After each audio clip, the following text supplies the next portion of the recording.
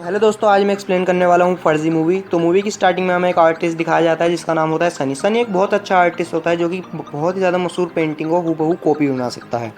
हमें यहाँ बताया जाता है कि सनी के नानू का एक प्रिंटिंग प्रेस था जिसका नाम था क्रांति। क्रांति बहुत अच्छी तरह से नहीं चल पा रहा था और लेकिन सनी और सनी का दोस्त फिरोज वहाँ पर बचपन से ही काम कर रहे होते हैं। जब वो छोटे थे तो वो हर चीज़ को पैसे से तोलते थे और हमें यहाँ बताया जाता है कि सनी के पास इतने भी पैसे नहीं होते कि वो अपनी गर्लफ्रेंड को 5 स्टार होटल में ले जा पाए। यहाँ पर हमें दिखाया जाता है क्रांति पत्रिका भी बहुत ज़्यादा उधार में थी। उन्हें उधार चुकाने के लिए सिर्फ 1 महीने का टाइम मिलता है, लेकिन उधार इतना ज़्यादा था कि अगर पूरी ज़िंदगी भी उधार चुकाएं तो वो उधार नहीं चुकने वाला था। कई जगह काम की ट्राई करने के बाद काम नहीं मिलता। तभी सनी को एक आइडिया आता है कि पैसे कमाए क्यों, डायरेक्ट छाप डालते हैं।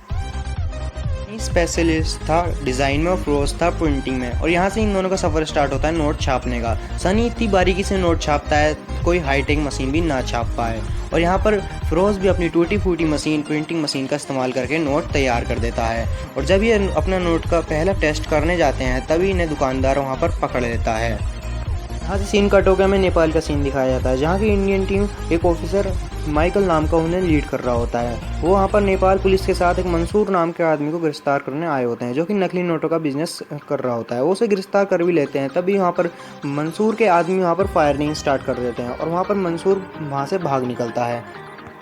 यहाँ पर हमें सीन कट हो गए सनी पे दिखाया जाता है जो कि अपने नकली नोट को देख रहा होता है, और यहाँ पर हमें पता चलता है कि वहाँ पर उनके नोट में डिज़ाइन की कमी नहीं पेपर की कमी थी, और दोनों मिलकर उस पेपर को ढूंढने लग जाते हैं और यहाँ पर फाइनल पेपर डिसाइड करते हैं। और फिर जब वो एक और नोट बना के टेस्ट करने जाते हैं तभी उनका नोट वो चल जाता है, और तो वो आगे को और नकली नोट छापने लग जाते हैं। यहाँ से सीन कट हो गए न्यू दिल्ली का सीन दिखाया जाता है जहाँ की एक ऑफिसर मेघा नाम की वहाँ पर एक मशीन बताती है जो कि नकली नोटों को पकड़ सकती है। यहाँ पर हमें दिखाया जाता है कि कोई भी उसकी बात पे ध्यान नहीं दे रहा होता है।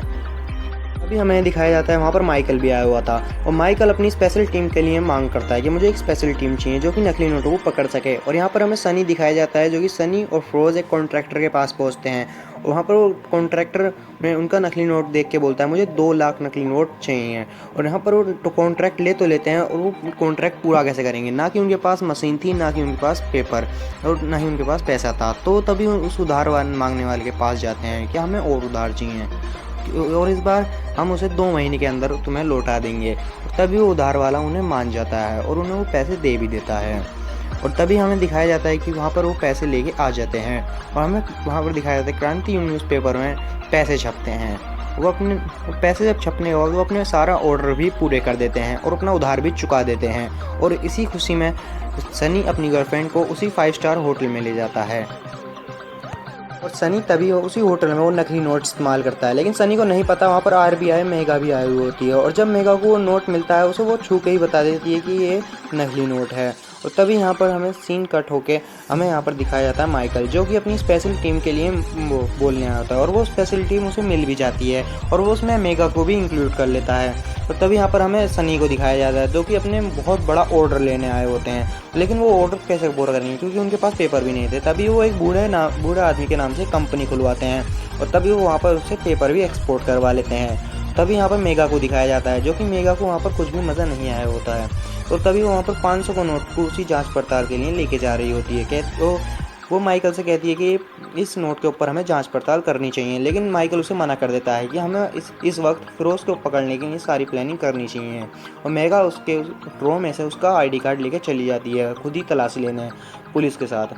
तभी यहाँ पर मेगा क्रांति पत्र लिखा में पहुंच जाती है जहाँ की सनी और फिरोज वहाँ पर नकली नोट छाप रहे होते हैं। वो इन्हें देख के घबरा जाते हैं सब, और वो सब के सब नकली नोट छुपाने के लग जाते हैं। और तभी मेगा अंदर जाके कुछ देख पाती तो वहाँ पर माइकल का फ़ोन आ जाता है। मेगा की हरकत के बारे में माइकल को पता चल चुका था और उसे वापस बुला लेती है, और ये सब देख के सनी और फिरोज घबरा जाते हैं, और इस बात को उनके नानों को पता चल जाती है, और नाना उसे सनी और फिरोज को अपनी क्रांति पत्र लेखा में से बाहर निकाल देते हैं।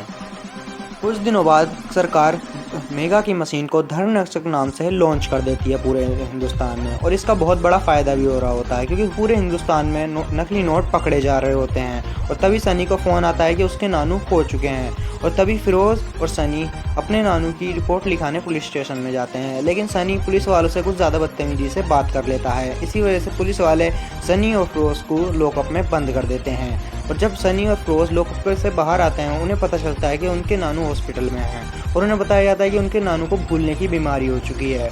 वो ये तक भूल चुके थे कि उन्होंने सनी और फिरोज को अपनी पत्रलेखा से बाहर निकाल चुके थे और इसी वजह से सनी और फिरोज वो नकली नोट छापने का धंधा बंद कर चुके थे। लेकिन ये कुछ ज़्यादा दिन तक नहीं चलेगा क्योंकि हर जगह पैसे पकड़े जा रहे थे। इसी बात से मंसूर बहुत ज़्यादा चिंता में आ जाता है और तभी उसे सनी का नोट मिलता है 500 का, और जब वो उसे मशीन में डालता है तो मशीन भी उसे पकड़ नहीं पाती और इसी वजह से मंसूर फिरोज और सनी को उठा लेता है और मंसूर सनी से कहता है कि मेरे लिए नोट डिज़ाइन करो। पहले तो सनी मना करता है लेकिन मंसूर के ज़्यादा मनाने के बाद सनी मान जाता है और सनी 2000 का नोट मंसूर के लिए डिज़ाइन करता है।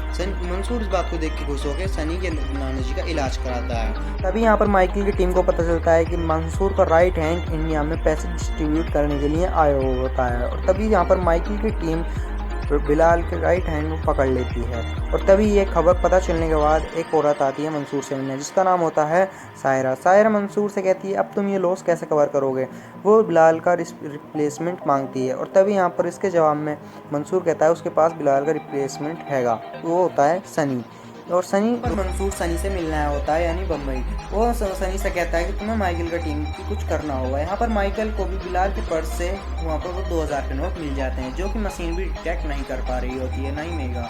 वो होते हैं सुपर नोट यानी सनी के सुपर नोट। और यहाँ पर बिलाल भी माइकल को सारी बातें बता देता है कि वो एक आर्टिस्ट है जिसे माइकल ने रखा। सनी यहाँ पर मेगा से मिलने जाता है रेस्टोरेंट में। वो मेगा से बात करता है, उससे अपनी दूरियां मिटाता है। मेगा उससे बताती है कि उसे उस शहर में एक फ्लैट चाहिए। वो सनी उसे फ्लैट में दिलवाने के लिए मदद करता है और तभी यहाँ पर सनी मेगा का मोबाइल लेके उसके अंदर एक ट्रैकर फिट कर देता है उसके बिना बताए। और तभी यहाँ पर सनी को सारी उसके मैसेज पता चलते हैं। लेकिन मंसूर की टीम में भी एक माइकल का खबरी था जो कि उसकी सारी खबर पहुँचाता था। यहाँ पर मंसूर सनी से कहता है तुम्हें 12,000 करोड़ इंडिया में पहुँचाने होंगे। तो वो सनी को एक रूट डिसाइड करना था लेकिन वो जो भी रूट डिसाइड करते खबरी द्वारा वो खबर माइकल के द्वारा पहुँचा दी जाती। और तभी यहाँ पर सनी और मेगा के द्वारा सनी को यहाँ पर वो जो भी रूट डिसाइड करते हैं माइकल उस रूट की सिक्योरिटी बढ़ा देता और उन दोनों को कुछ भी समझ में नहीं आ रहा होता है। ये दोनों बिल्कुल नया रूट डिसाइड करते हैं जो कि था एक शिप के ज़रिए। वो एक शिप कैप्टन ताल से मिलते हैं जिनकी वो शिप थी। तभी यहाँ पर मजाक में कैप्टन ताल उसे ड्रग्स दे देते हैं, दवाई के नाम दे देती है दवाई के नाम पे। सनी नशे के हालत में सो जाता है और जब सनी उठता है तो जब उसे पता चलता है कि जहाँ पर उन्हें जाना था वहाँ पर पहले से ही पुलिस पहुँची हुई है और सनी उनसे कहता है कि हमें ये रूट बदलना पड़ेगा लेकिन बहुत देर हो चुकी होती है। इसी वजह से सनी उन पैसों को पानी में ही डाल देता है और वहाँ से भाग जाता है और फिर सनी वहाँ पर बाद में आके उन कंटेनरों को ले जाता है वापस। इन दोनों के पास होता है सनी और फिरोज के पास पैसा ही पैसा। वो उस पैसे से बहुत सारे अपने शौक को मौज पूरे करते हैं लेकिन सनी मेगा से बात करना नहीं छोड़ता। वो इसी वजह से उसके मोबाइल में से ट्रैकर भी हटा देता है। सूर का एक बार सनी को फ़ोन आता है। वो कहता है कि तुम्हें पैसों को डिस्ट्रीब्यूट करना होगा लेकिन वो बहुत ज़्यादा मुश्किल और भारी काम था। सनी इस काम को करता रहा था लेकिन उसमें टाइम लगा रहा था और मंसूर को ये बात बिल्कुल पसंद नहीं आती। एक दिन मेगा को उस सनी का नोट बना हुआ मिल जाता है और उस पर वो देखती है कि उस पर छोटा सा एस कलर का साइन होता है। वो बात माइकल को जाके बताती है।